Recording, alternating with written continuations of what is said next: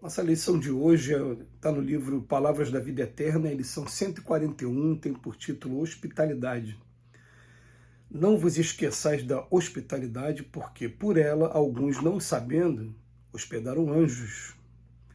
Paulo, na carta aos Hebreus, capítulo 13, versículo 2. É provável que nem sempre disponha dos recursos necessários à hospedagem de companheiros em casa. Obstáculos e vínculos domésticos, em muitas ocasiões, determinam impedimentos.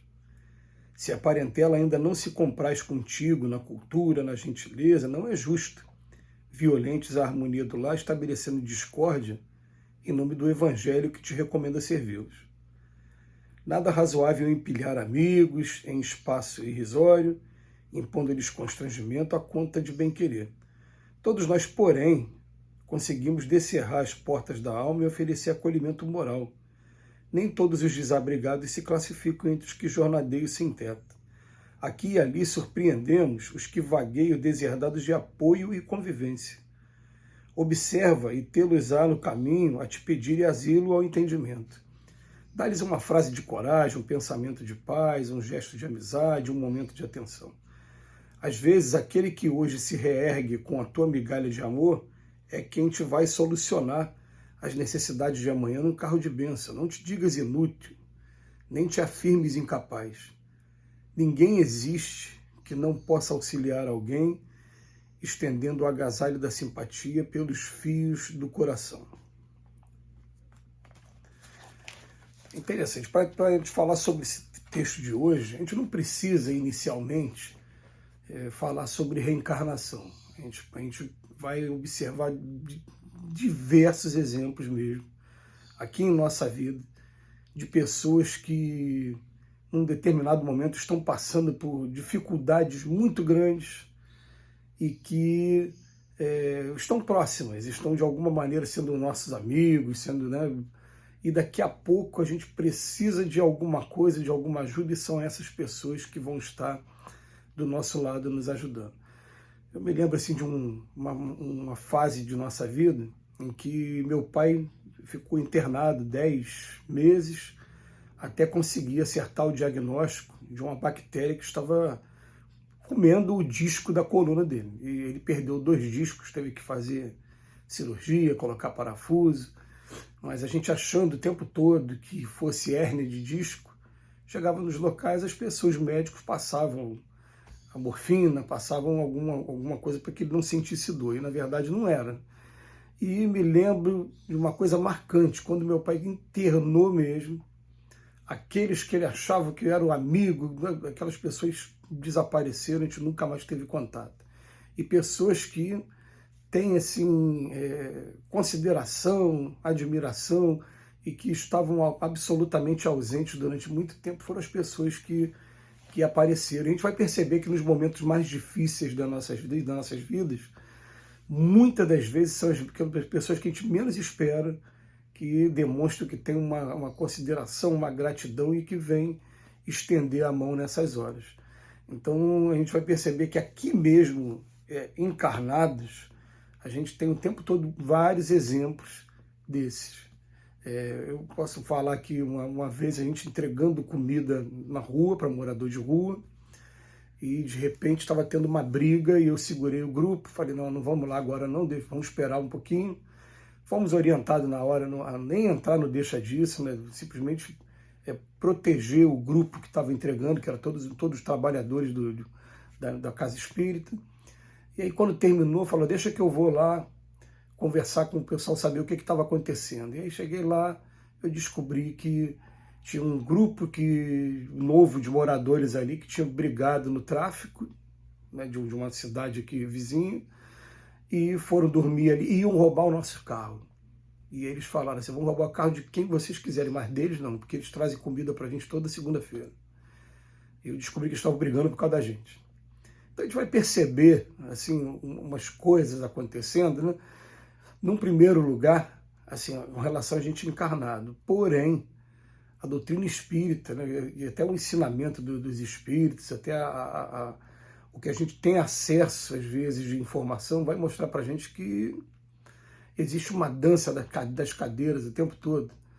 com essa constelação familiar, está querendo dizer o seguinte: hoje nós temos aqui a nossa constelação de marido, mulher, pai, filho, né, os avós, tios, mas em próximas encarnações vão estar esses mesmos espíritos juntos, mas agora invertendo papéis, desempenhando papéis diferentes. Quem era mãe passa a ser filho, quem era... E tem gente que, mas isso é história, isso é balela. Não, isso, em primeiro lugar, que isso vem dizendo até, tem vários versículos aí do Velho Testamento que dizem que na terceira geração, na quarta geração, estaria acontecendo. A terceira geração é o neto, né?